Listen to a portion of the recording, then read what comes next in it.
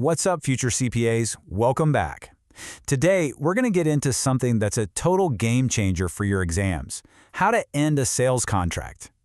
But we're not just talking about the basics. We're going to zero in on this really cool idea called redemption. That right to actually get something back after you've already sold it. Sounds interesting, right? Let's get into it. Okay, just picture this for a second. You sell a piece of property, the deal is done, but then that feeling of regret starts creeping in. You want it back. Now, what if the contract you signed actually had a secret undo button, a buyback clause? This isn't some fantasy scenario, you guys. It's a real thing in the law on sales, and we're going to break down exactly how it works. All right, so first things first, how does a contract of sale even end? Well, like a lot of things in law, there's more than one way. Let's do a quick flyby of the options before we zoom in on the one we really care about today. The usual ways. Someone pays up, the thing that was sold gets lost or destroyed, maybe you change the terms with a novation, or the contract gets annulled. All pretty standard stuff. But the one we're focusing on, the one that's packed with the rules you need to know for the exam, is redemption. Yep, that's our star player today, the chance to actually repurchase what you sold. Okay, let's kick things off with the first kind of redemption deal. It's called conventional redemption. And honestly, the best way to think about it is like a sale that comes with a built-in undo button that you and the buyer agree on from the very start. So the fancy legal term for this is a pacto de retro sale. All it means is that the seller, let's call her Anna, puts a clause in the contract that says, hey, I reserve the right to buy this back from you, and she's selling it to, let's say, Ben. The key thing here is that this has to be in the original contract. It's not something you can add later. It's literally a sale with strings attached. All right, everybody, lean in for this one. I'm not kidding. What I'm about to tell you is pure LCPA gold. The time limits, the periods for this redemption are absolutely critical. There's a clock, and it starts ticking the second that contract is signed. You have got to know these numbers. So what happens if Anna and Ben agree she can buy it back, but they forget to say when? Oops. Well, the law has it covered. If the contract is silent on the period, the law just hands Anna a default time frame: 4 years. That's it, 4 years from the date of the contract. Okay, but what if they do put a date in the contract? Well, they can agree on whatever period they want, up to a point. The law draws a very firm line in the sand. The period can never, ever be more than 10 years. So if they get ambitious and write 15 years in the contract, the law just looks at that and says, nope, we're changing that to 10. 10 years is the absolute max. And then there's this one weird, special situation you need to know.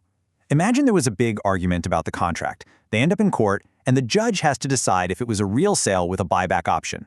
If the final court judgment says, yes, this was a pacto de retro sale, the law gives the seller a final lifeline, a 30-day window to make the repurchase. Just 30 days, starting from that final judgment. It's like a last chance power-up. Okay, but what if something feels off? What if a contract is labeled a sale with right to repurchase, but when you look closer, it smells a lot more like a loan where the property is just being used as collateral? This is a huge deal, and it brings us to a super important concept called the equitable mortgage. And this is where we get to one of the coolest principles in law: substance over form. The law doesn't really care what you call the document. It looks deeper. It asks, what was the real intention here? Were Anna and Ben really trying to sell and buy a property, or was Anna just borrowing money from Ben and the property was the security for that debt? The true intention is everything. And I wouldn't leave you hanging without a study hack for this. You ready? To spot these disguised loans, these equitable mortgages, just remember the mnemonic, IRETS. Yeah, I know it's a weird word, but it'll stick. Here's what it stands for. I for an inadequate price, like way too low. R when the seller remains in possession of the property. E for an extension of the redemption period after it expired. R when the purchaser retains part of the purchase price. T when the seller is the one paying the real property taxes. And finally S if the real intention was clearly to provide security for a debt. If you see any of these red flags, the law says, this looks like a loan. And the Civil Code itself backs this up. Article 1603 basically says, when in doubt, it's an equitable mortgage. This is the law's default setting. Why? Because it protects the little guy, the supposed seller. The law always prefers the interpretation that's less burdensome, and a mortgage is way less harsh than losing your property outright. It's a critical safety net. Okay, so everything we've talked about so far, that was conventional redemption, right? It was all based on an agreement between the parties. But now we're going to switch gears. What if there was no agreement about buying back? Well, in certain situations, the law itself swoops in and gives someone the right to repurchase.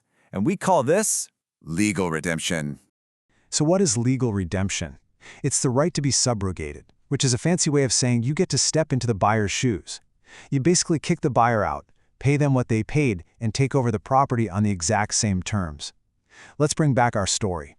What if Anna wasn't the sole owner? What if she co-owned that land with her brother, Carlo?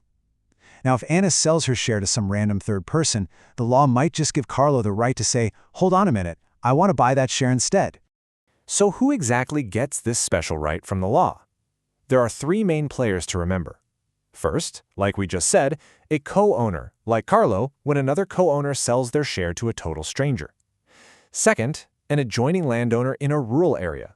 If their neighbor sells a small piece of land, we're talking 1 hectare or less, to someone who doesn't own any adjoining land, they get a shot at buying it.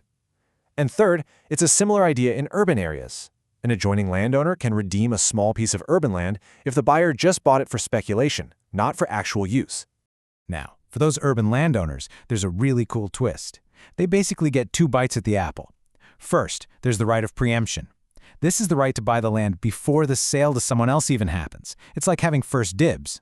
But if they miss that chance, they still have the right of redemption, which is the right to buy it back after the sale has already been made. Before and after, 2 chances. And look what's back, that magic number 30. But pay attention, because the context is different here. For legal redemption, you have to act fast. You have exactly 30 days to exercise your right. But here's the most important part. That 30-day clock doesn't start ticking until you get a written notice from the seller. I'll say it again, written notice. If they never send you that official piece of paper, the countdown never even begins. Okay, we're almost at the finish line. Let's quickly cover one last related topic that you'll often see pop up with redemption. It's called the assignment of credit. And it's exactly what it sounds like. You're basically selling a debt that someone owes you to another person. So yeah, the idea is super simple. If someone owes you $1,000, you can sell that right to collect the $1,000 to somebody else.